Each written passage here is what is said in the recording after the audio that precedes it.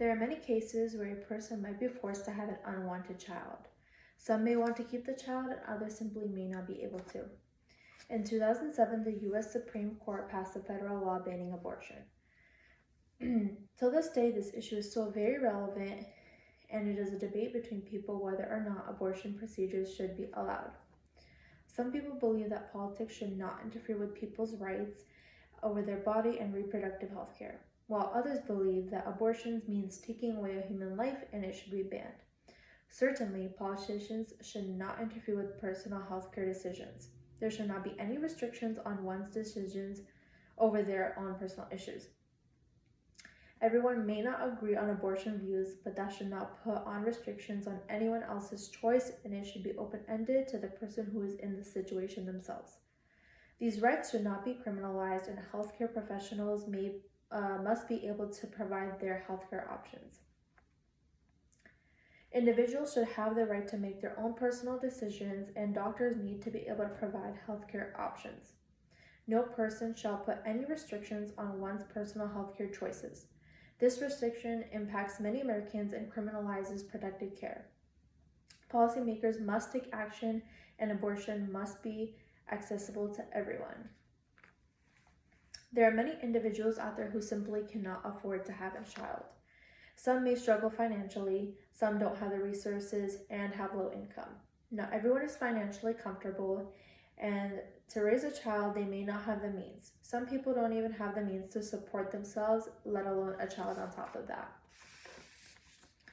As stated on Planned Parenthood, as state politicians across the country succeed in restricting access to abortion, real people are paying the price.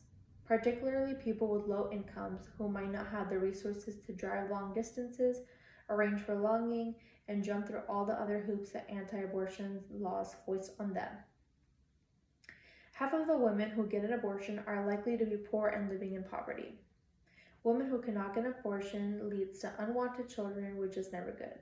An unwanted child leads to many other complications and more kids in foster homes. Domestic violence and rape is another problem where women may have an unwanted child. Many women seeking abortion are those who have been raped or experienced domestic violence or physical abuse. An article titled "Review Abortion and Domestic Violence" talks about how domestic violence is a common problem and how abortion laws affect women who experience domestic violence and rape. The article stated that more than 1 in 3 abortion-seeking women had experienced lifetime domestic violence. In the previous year, 19.5 had been physically assaulted, 3.7 had experienced forced sexual intercourse, and up to 2% requests for abortion could be due to forced sex. Policymakers need to consider those who experience these kind of abuse and need to let doctors provide the options and the care that they need. Resources should be available to everyone, especially to those in need of it during instances like this. There is a connection to child abuse and abortion laws. Unplanned and unwanted children are more likely to live in an abusive home and experience maltreatment. There is a huge problem in the U.S. of child abuse, whether it is emotional abuse, physical abuse, or maltreatment. Being able to have an abortion improves childhood living conditions and means less child abuse and less children ending up in foster care. When a mother has an unwanted child, that leads to the mother being unhappy and taking it out onto the child. This ends up with a child living in an abusive household and not living in proper conditions or receiving the care that they need.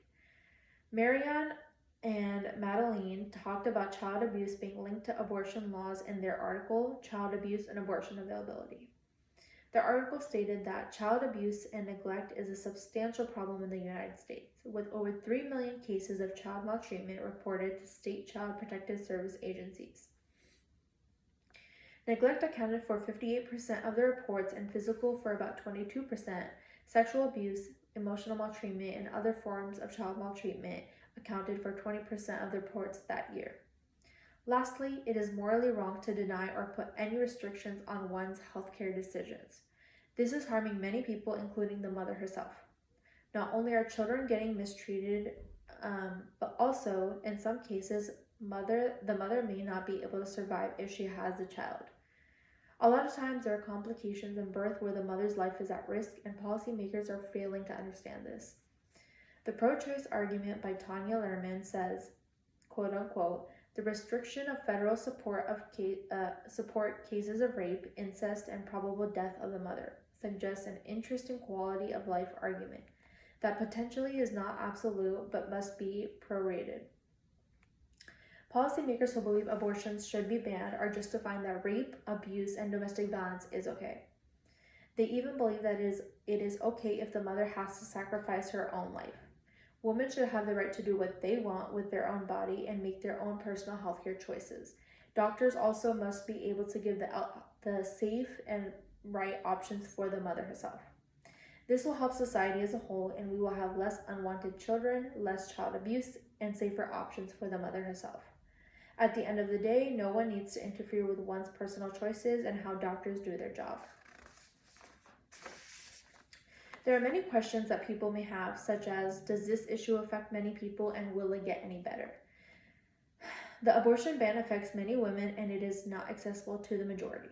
This will increasingly become worse as the laws get stricter. Those laws are putting mothers' and children's life at risk, and we must raise awareness to these issues. Banning abortion laws only makes things worse for us as a society. Letting women have an abortion has a better outcome, and the good outweighs the bad. At the end of the day, the individual has their right to their healthcare options, and there will be less unwanted children, abuse, and violence. Along with this, policymakers will acknowledge the deeper issues to this, such as rape, abuse, and the mother's health, rather than just taking the life away of a child. Because again, that also means it could be taking the life away of the mother.